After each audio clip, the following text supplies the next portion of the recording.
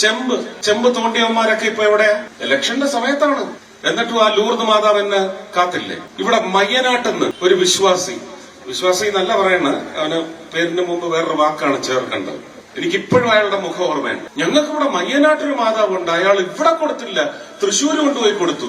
ഓ, നല്ല രോദനം. അപ്പോ ഇതൊന്നുമല്ല നമുക്ക് വിഷയം. നമുക്ക് ഇൻഫ്രാസ്ട്രക്ചർ എന്ന് പറയുന്നത് ഒളിമ്പിക്സ്. ഞാൻ ഈ ഒളിമ്പിക്സ് എന്ന് പറയുന്ന ഒരു മോഡലേ എടുത്തുള്ളൂ. ഈ പറയുന്ന തിരുവനന്തപുരത്തൊരു ആമയിഴഞ്ചാൻ തോട്, അതുപോലെ തന്നെ കരിക്കകം ക്ഷേത്രത്തിന്റെ മുമ്പിൽ കൂടിയാണ് അത് ഒഴുകി വരുന്നത്. ഇത് ടൂറിസത്തെ സംബന്ധിച്ച് എന്താണ്? കോഓപ്പറേറ്റീവ് ഫെഡറലിസം എന്ന് പറയുന്ന ഭൂതം കാക്കുന്ന ഒരു നിധി എന്ന നിലയ്ക്ക് ഒരു കാരണവശാലും കേരളത്തിന് ഒരു ടൂറിസം മന്ത്രിയെ തൃശ്ശൂരുകാര് സമ്മാനിച്ചെങ്കിൽ ആ ടൂറിസം മന്ത്രിക്ക് പോലും ഒന്നും ചെയ്യാൻ കഴിയുന്നില്ല. അപ്പൊ തിരുവനന്തപുരം കോർപ്പറേഷൻ എന്ന് പറയുന്നത് എന്ന് BJP ഭരണത്തിൽ NDA നേതൃത്വത്തിൽ ഭരണം ഉറപ്പിക്കുന്നുവോ അന്ന് ഇതിലെല്ലാം ഗണ്യമായ മാറ്റങ്ങൾ നിങ്ങൾ കാണും. കാരണം പിന്നീട് വരാൻ പോകുന്നത് ട്രിപ്പിൾ എഞ്ചിൻ സർക്കാരാണ്.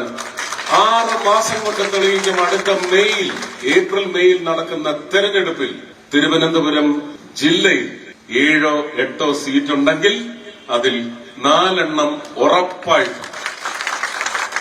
ഭാരതീയ ജനതാ പാർട്ടിയുടെ. അത് അക്കൗണ്ട് പൂട്ടിച്ചത് നിങ്ങളല്ല.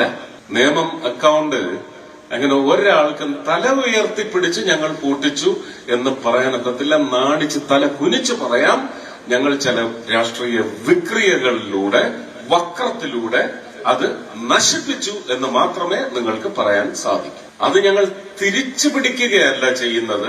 നേമം മണ്ഡലത്തിലെ ജനങ്ങൾ BJP ഭരണം നേമം അടക്കമുള്ള മണ്ഡലങ്ങളിൽ നേടും എന്നാണ് ഞങ്ങൾക്ക് പറയാൻ. അത് നേടിയിരിക്കും. അതിലൊന്നും ഭയപ്പെട്ട് ഇപ്പോഴേ മന്ത്രി പുങ്കവന്മാരൊന്നും ഒരുപാട് ഇളകണം. അതിന്റെ ആവശ്യം ജനങ്ങൾ തീരുമാനിക്കട്ടെ. നിങ്ങളാണോ തീരുമാനിക്കുന്നത്? ഞങ്ങളുമല്ല തീരുമാനിക്കുന്നത്, ജനങ്ങൾ തീരുമാനിക്കും.